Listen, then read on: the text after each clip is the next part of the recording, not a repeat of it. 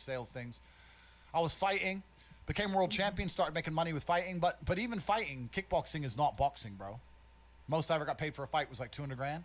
Yeah, because some boxers, I think Amir Khan for his last fight, rumors have it that he got paid about 6 million or something like that. Yeah. Boxing's so, different. That's big money, yeah. Yeah, it's big money. But as a kickboxer, you don't make that much money, man. I had an apartment and a BMW, and I was doing all right, but I wasn't balling.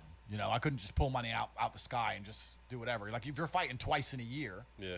and let's say you get 50 grand for one fight, 40 grand for another fight, 90 grand? By the time you give your manager 20%, pay all your rent, paid your car, but you ain't rich, right? And that's the best you'll ever get out of kickboxing, ever.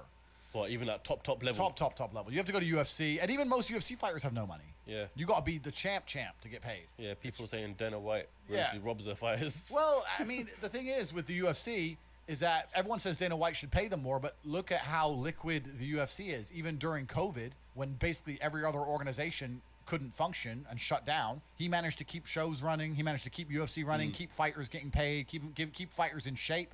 I mean, I know a lot of kickboxers who didn't have a fight for two and a half years. How are you going to stay in shape for 2.5 years? Yeah, and then you come out Doing what? Yeah. How are you going to drive to the gym every day, eat good every day without not even getting paid to fight now?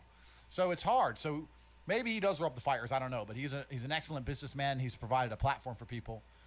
But the point I'm trying to make is that fighting as a career path is a terrible career path because it's just too hard to make money. Too much can go wrong. You can get unlucky.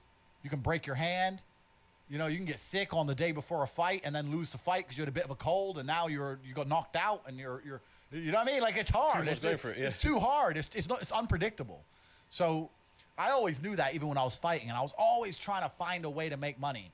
Even when I was fighting, all I did was try different ways to make money. I tried a million things, and that's what you have to do. You have to try a bunch of things and learn a bunch of lessons until you finally find something that works. So. And when did you find when did you have like your first taste of true money sort of thing? That's a good question. And I think one of the reasons why I was so motivated to make money is because even when I was completely broke, through fighting, I had access to a lifestyle. I saw money, right? So, man, I can tell you stories now that even sound stupid to me. I went to Deauville, France to fight for a world title. And I was sitting there and the promoter hadn't turned up yet. And I ordered 2 waters, 2 Perrier. Yeah. And they came and they were like €9 each. And I paid for them. And I said to Tristan, 20 quid for fucking water. Because we're brokies. And he's like, yeah, that's crazy.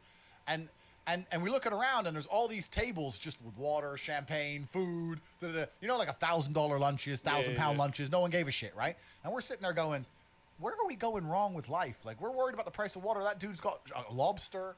He's got like a big bottle of champagne. He's got 3 chicks.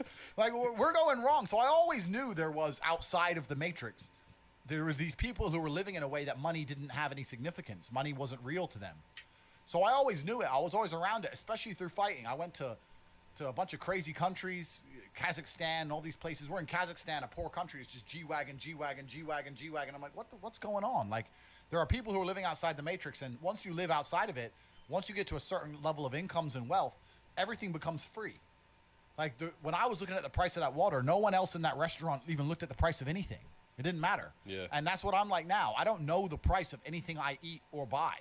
If it's not a house or a car, even most supercars, G, I don't even know. If I want the new Maserati, the MC20, the Spider, I'm just going to text my boy, yeah, fully spec, every option. And it's going to come out the bank and I ain't going to notice.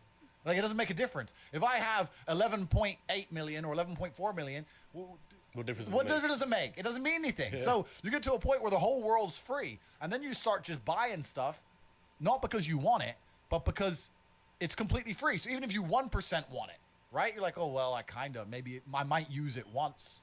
400 G's. I might drive it one day this summer. Yeah. You know, and that's how you get to. It's the same way people just buy coffee at a whim. You end up doing that with everything. So I always knew that kind of life existed. I used to talk with my brother about it all the time. I was like, bro, we're doing something wrong. Something doesn't add up. We're still thinking in terms of like make money, spend money, money in the bank. It doesn't. There's people who are living for free and they just point at things and they get everything they want. And my brother used to call me crazy. He's like, what are you talking about? I was like, no, there's the matrix. We're inside the system. We need to escape. And now I managed to find a way out. So I always knew it existed. I was always looking for it.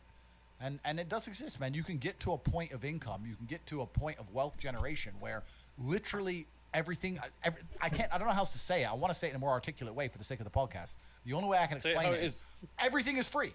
That's how I view the world. Everything's free. If I want something, it's free. I want dinner's free, coffee's free, supercars are free, private jets are free. It's free. It's free. I just want it because all they want is numbers on a screen, and numbers on a screen are what's numbers on a screen? It's nothing. It's free. I don't know how else to say it. You're telling me if I give you some numbers on a screen, you're gonna go and build me a W16 fucking Bugatti Chiron Pure Sport, and you're gonna deliver it to me in my house, and you're gonna put it in the color I want, and it's gonna be gorgeous and beautiful, and everyone's gonna be jealous, and you're gonna do that, and all you want is a few numbers on a screen? Safe. Take it. Take it. I don't give a fuck. It's free. I don't know how else to explain it. That's the world. That's the level the world gets to. That's mad. That's mad. So you and Tristan, you do everything together, right? Yeah. Correct. You share everything, businesses, bank accounts. Correct. I think the only thing you don't share is girls, right? Correct. So what's that like, and where did that whole relationship with you and your brother come from? Because I think a lot of people in the UK especially, they kind of view their brothers as the complete polar opposite of them. Yeah. And don't want to do anything with them. You do your own thing. Yeah. So when did you and Tristan think that, okay? I think that's one of the biggest